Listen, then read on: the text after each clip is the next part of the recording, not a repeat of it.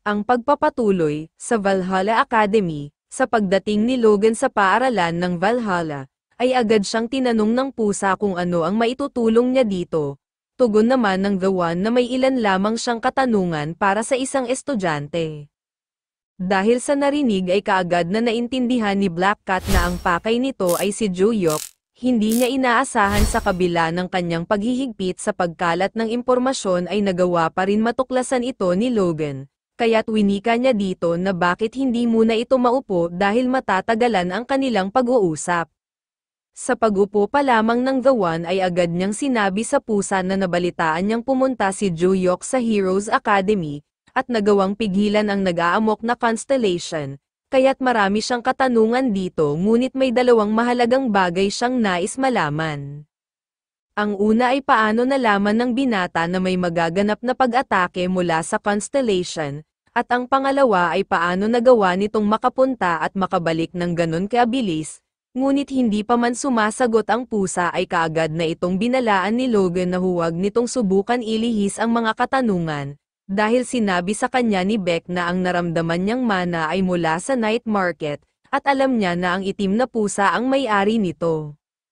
Kaya't wala nang nagawa si Black Cat kundi sabihin na ang ginamit ni Juyok na kapangyarihan ay sa kanyang Constellation. Agad naman tinanong ng The One kung gumawa ba ng kontrata ang ating bida sa ruler of the other side. Subalit winika ng pusa na hindi niya maaaring sabihin ang eksaktong detalye sa ilang kadahilanan, ngunit alam niya na ang The One ang pinaka nababahala sa nangyari, dahil kaya ito pumunta sa Valhalla upang malaman kung konektado ba si Juyok sa tinatawag na Black Death. Dugtong pa ng pusa na minsan na siyang naghanap ng mga impormasyon sa mga ito dahil kailangan sa kanyang trabaho, at ang akala niya ay isa lamang itong normal na grupo ng masasamang tao, subalit dito niya din natuklasan na may kinalaman ang mga ito sa kanya. Sinabi ni Logan na ang grupong ito ang pumatay sa kanyang ama.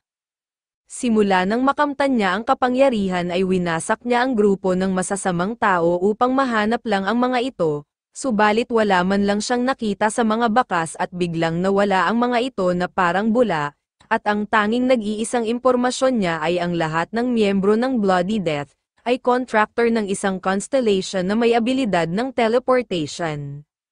Sinabi ng pusa na parehas lang din sila ng nalalaman, subalit masisigurado niya na walang kinalaman si Juyok sa grupong ito, bagamat aminado siyang gumamit ang binata ng teleportation ngunit kapangyarihan ito ng kanyang constellation.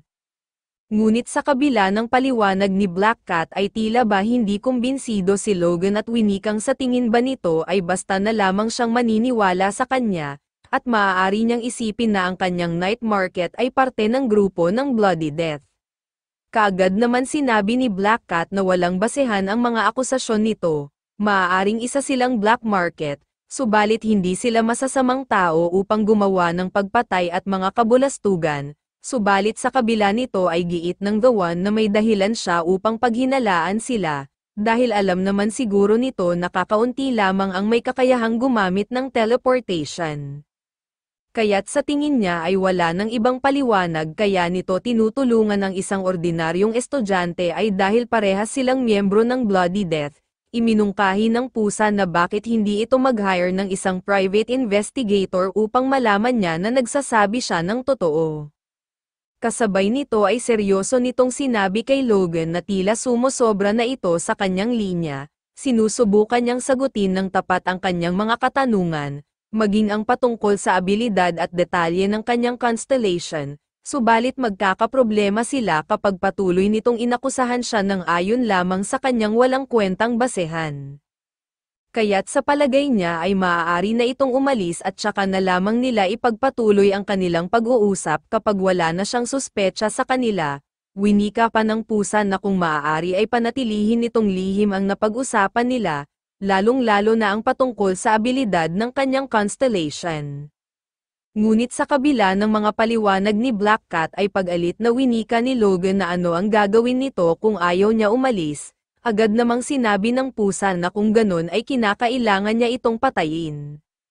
Dahil sa pahayag ng pusa ay napatayo ang The One at natatawa nitong sinabing bakit hindi nito subukan kung kaya niya siyang patayin, Nilinaw ni Black Cat na natural lamang na wala siyang laban dito, dahil ito ang isa sa pinakamalakas na contractor sa buong mundo, subalit kapag nagpatuloy ito sa pagbibintang sa kanila ay personal siyang aasikasuhin ng kanyang constellation. Nagpadala ng mensahe si Cookie sa pusa at winikang kung kontento na ito sa kanyang mga nakuhang sagot ay maaari na itong umalis, at kung magpapatuloy ito sa pang-aabala sa kanila ay hindi lang siya basta mauupo at manunood na lamang, sabay tinawag niyang Monk ang constellation ni Logan at sinabing ayusin nito ang kanyang contractor. May nais pa sanang sabihin si Logan sa pusa subalit naantala ito matapos magpadala ng mensahe ang kanyang constellation, nakasaad dito na tumigil ito sa paggawa ng gulo at simulan na nitong umalis, na labis namang pinagtaka ng lalaki. Gayunpaman ay agad itong sumunod sa kanyang constellation, bago umalis ay sinabi niya sa pusa na sa susunod ay hindi na siya papayag na walang makukuhang impormasyon. Sa pag-alis ng The One ay tila nakahinga ng maayos si Black Cat, at sisiguraduhin niya na sa susunod ay mas pag-iigihan niya pa ang pagbabantay upang hindi kumalat ang mga impormasyon, at ipapaubaya na lang muna niya kay Adelia ang nangyaring kaganapan ngayong araw. Sa dormitoryo ng Valhalla, abalang nag-eensayo ang ating bida ng kanyang mana. Labis ang kanyang tuwa dahil matapos niyang ma-circulate ang mana sa kanyang cultivation technique ay malaki na ang iniunlad ng kanyang lakas, at nakakuha siya ng halos 30 araw na pag-eensayo ng mana. Subalit ang kanyang katawan ay kakaunti lamang ang pinagbago, kaya't kung nanaisin niya pang maka-absorb pa ng ibang pangalan ay kailangan niya muling bumalik sa pisikal na pag-eensayo. Dahil kung patuloy lamang siyang aasa sa kapangyarihan ay maaaring matulad siya sa mga contractor ngayon. Matapos nito ay bigla naman na itanong ni Juyok sa Tower Master kung may naramdaman ba itong kakaiba ng oras na makita nito ang Crimson Ghost. Mabilis na tugon ni Varchen na nagdududa pa rin ba ito sa kanya. Winika naman ni Juyok na hindi nila alam na baka gumamit ang Labyrinth Master ng brainwashing at gawin ulit itong Tower Master.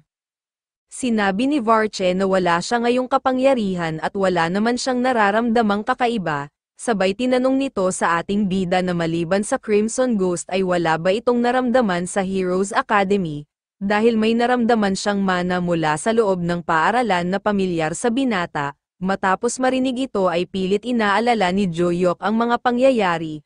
Bagamat hindi siya sigurado kung ano ang ibig sabihin ng Tower Master ay napagpasyahan niyang makabalik agad sa naturang paaralan. Sa kabilang banda, makikitang abala ang mga nagkatawang taong mga constellation sa isang pagpupulong, tinanong ng mukhang isda ang kanyang mga kasama kung iyon na ba lahat ang mga nabigyan ng mga pangalan. Tugon ni Banks na sa tingin niya ay ito na ang lahat maliban na lang sa ibang umalis. Tila walang ideya ang isda sa ibig nitong sabihin kaya't sinabi ng vampira na kagaya ito ng Crimson Ghost na nagpas siyang umalis at maghasik ng kabulastugan nang hindi sila kasama. Naalala naman ng isda na namatay na ang hangal at nasayang lamang ang paghihintay nito sa loob ng 300 taon. Sa palagay naman ng vampira ay masyadong minaliit ng Crimson Ghost ang mga contractor kaya't naging pabaya ito. Winika ni Banks na kapag namatay sila dito ay muli silang babalik sa itaas at muling magpapalaboy-laboy sa loob ng 300 taon, sinabi ng vampira na bagamat ipinadala sila dito upang gumawa ng kaguluhan, mas makakapagsaya sila kung lilimitahan nila ang kanilang galaw, at ito ang hindi naisip ng hangal na Crimson Ghost. Kasabay nito ay tinanong ng isda kung mayroon pa ba silang ibang miyembro na hindi pa rin nila nakukontak. Sinabi ni Banks na mayroon pang isa at ito ay si Huacha.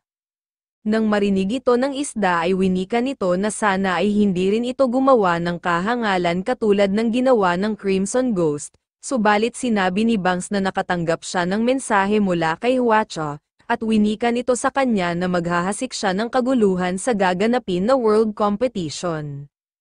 Sa gym ng Valhalla. Matapos magpaalam ni Yen Lang kay Juyok na uuwi muna ito sa kanila, naisip ng binata na akala niya ay hindi maganda ang relasyon nito sa kanilang pamilya, subalit isinawalang bahala na lang niya ito at inisip na babalik rin naman ang dalaga.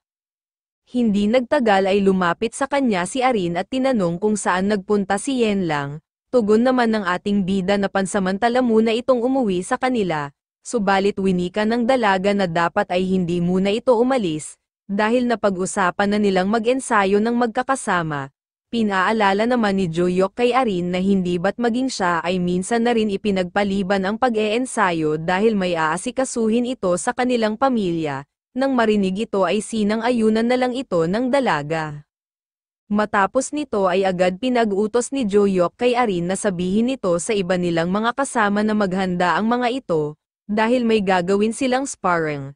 Habang pinagmamasdan sila ng ating bida ay napangiti ito, dahil hindi niya lubos akalain na muli siyang magkakaroon ng mga disciple matapos muling mabuhay.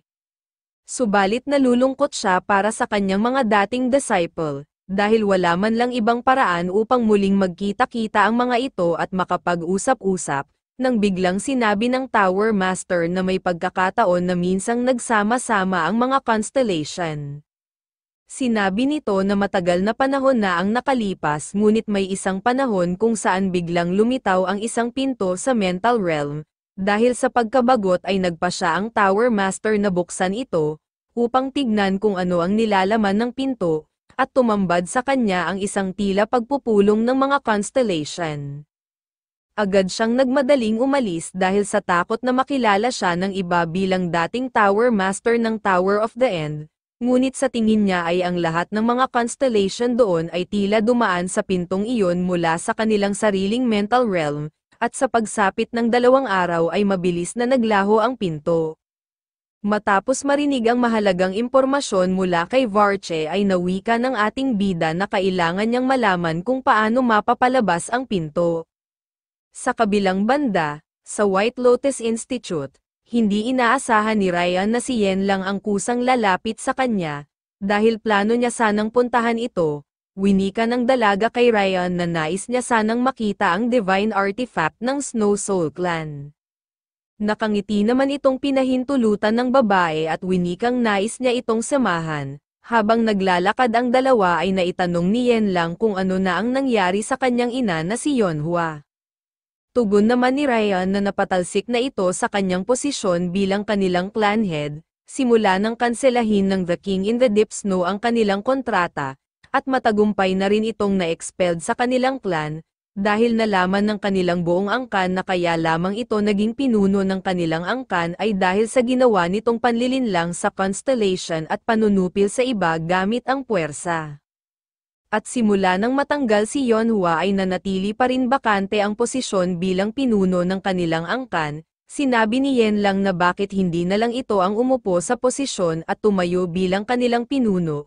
Agad naman winika ni Ryan na mahigpit na ipinagbabawal ang pamunuan ng sabay ang institute at ang kanilang angkan. Ngunit habang nag-uusap ang dalawa ay nakarinig sila ng malakas na pagsabog, at tumambad sa kanila ang nasusunog na gusali ng kanilang angkan. Dahil dito ay mabilis na tumakbo ang dalawa upang tignan kung ano ang nangyari, at winika ni Ryan na ito ang labis niyang ikinakabahala. Wala namang ideya si Yen lang kung ano ang ibig nitong sabihin, kaya't sinabi niya sa babae na ipaliwanag nito sa kanya ang nangyayari. Sinabi ni Ryan na kaya naging tanyag at pinakamalakas ang kanilang angkan sa China ay dahil ito kay Yonhua, sapagkat sa panahon ng nakaupo pa ito ay sinupil nito ang ibang mga angkan gamit ang dahas, at nagsimula na silang umatake katulad ng ginawa sa kanila ni Yonhua. Matapos makarating ang dalawa ay agad nilang binuksan ang malaking pinto, at ang tumambad sa kanila ay ang mga patay na kasapi sa kanilang angkan at ilang mga taong may mga hawak na sandata. Maging ang mga lalaking sumalakay ay nagulat sa pagdating ng dalawa, at hindi nila inaasahan na may darating pang ibang kasapi ng Snow Soul Clan. Hindi nagtagal ay napansin ng isang lalaki ang buhok ni Yen lang at Ryan. Kaagad nitong winika sa kanyang kasama na maaaring malapit na kamag-anak ni Yonhua ang dalawa, dahil sa narinig ay kumpiyansang sinabi ng lalaki na itutulad niya ang mga ito sa sinapit ng ilang kasapi ng kanilang angkan. Naitanong naman ni Yen lang kay Ryan kung nagawa ba ng kanyang ina na pasukuin ang ibang angkan sa pamamagitan ng pagpatay. Mariin naman itong itinanggi ng babae at sinabing ginamit lamang nito ang kanyang sariling mga kamay ngunit walang kahit isa ang namatay. Galit na sinabi ng dalaga na sa totoo lang ay wala siyang pakialam sa mangyayari sa mga miyembro ng kanilang angkan, dahil hindi niya gusto ang mga ito, subalit sobra naman ata ang nangyari sa kanila sabay mabilis na sumugod ang dalaga patungo sa mga nakaitim na lalaki. Tinangka ng lalaki na magpakawala ng isang atake, ngunit gamit ang kamao ay madali lamang itong nasalag ni Yenlang na labis niyang ikinagulat. Matapos nito ay buong lakas na itinulak ng dalaga ang kanyang kamao, dahilan upang mapatalsik ang lalaki sa kanyang kasamahan.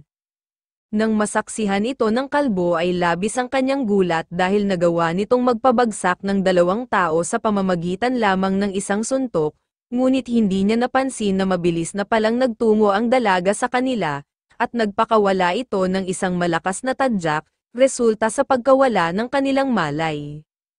Maging si Ryan ay hindi makapaniwala na malaki ang inilakas ni Yenlang at napatanong ito sa sarili kung anong klaseng pag-eensayo ang ipinagawa dito ni Joyok. Hindi niya alam kung bakit nais makita ng dalaga ang divine artifact, subalit titiyakin niya na pagkatapos ng kaguluhan ay gagawin niya itong pinuno ng kanilang angkan. Sa kabilang banda, makikitang napapalibutan na si Eren at Faye ng mga hindi kilalang lalaki. Dahil sa biglaang pagsalakay ng mga ito ay hindi sila nakapaghanda, naisip ni Eren na kaya sumalakay ang mga ito ay dahil nabalitaan na nila na walang tumatayong pinuno ang kanilang angkan. Bagamat nagawa nilang bigyan ng oras ang mga matatanda upang makatakas, pero sa palagay niya ay nasa limitasyon na ang kanyang kapatid, at tila nawalan na ng pag-asa ang dalaga at nawikang hindi niya nais mamatay sa ganitong paraan. Hanggang ilang sandali ay dumating si Yenlang at Ryan at walang habas na ginulpi ng mga ito ang mga lalaking nakaitim. Winika ni Yenlang sa dalawa na marami pa silang pag-uusapan subalit bago ito ay kailangan muna nilang patumbahin ang mga kalaban. Dahil sa pagdating ng dalawa ay muling nagkaroon ng lakas si Eren upang lumaban at mabilis na umatake, maging si Faye ay agad rin muling iwinasiwas ang dala nitong sandata na direktang tumama sa mga lalaki. Ngunit habang abala ang dalaga sa ibang kalaban ay may palihim na umatake sa kanyang likuran, subalit bago pa man ito tumama ay mabilis siyang nakatikim ng malakas na tadyak mula kay Yenlang. Dahil sa mga nasaksihan ay tila ba nabahag ang buntot ng mga hangal at nagdadalawang isip na ang mga itong umatake. Matapos nito ay may isang kalbong lumapit sabay winika sa mga ito, kung wala ba silang gagawin at manunood na lamang kung paano gulpihin ang kanilang mga kasama. Sabay walang awa nitong pinisil ang ulo ng isang lalaki hanggang sa ito ay sumabog. Sinabi naman ni Ryan na sa kabila ng pagtatakip nito ng mukha at base sa laki ng katawan nito ay nakakasigurado siyang kilala niya ang kalbo, siya ay si Haihuang ang pinuno ng angkan ng Jamo. Dahil sa nakilala na ang lalaki ay nagpasya na siyang tanggalin ang kanyang takip dahil wala na rin itong halaga, at winikang katulad ng nakikita nila, sila ay mula sa Jamo clan, at nagtipon sila upang bawiin ang posisyon bilang nangungunang angkan sa China. Sinabi ni Yenlang na higit pa sa isang pagtitipon ang ginawa nila dito, dahil walang awa nilang pinatay ang mga kasapi ng kanilang angkan. Katwiran naman ng kalbo na ginawa lamang nila ang katulad ng ginawa sa kanila ni Yonhua. At dahil nakita niyang mahusay at matapang ang mga ito ay bibigyan niya sila ng isa pang pagkakataon, at ito ay kung sasang-ayon silang lahat na maglingkod sa angkan ng Jamo. Dahil sa narinig ay galit na winika ni Yenlang na wala bang kahihiyan ang kalbo, dahil hinintay muna ng mga ito na mawala si Yonhua bago sila lumusob. Aminado naman ang kalbo na natakot siya sa dating pinuno kaya't wala silang nagawa noon. Subalit ngayong wala na si Yonhua ay ibang usapan na ito dahil para sa kanya ay wala ng halaga ang Snow Soul Clan, at mabilis itong nagpakawala ng isang atake patungo sa dalaga. Napatawa na lamang si Ryan sa kahangalang ginawa ng kalbo, dahil hindi nito inaasahan na mas malakas si Yenlang kaysa sa dating pinuno na kanyang kinatatakutan.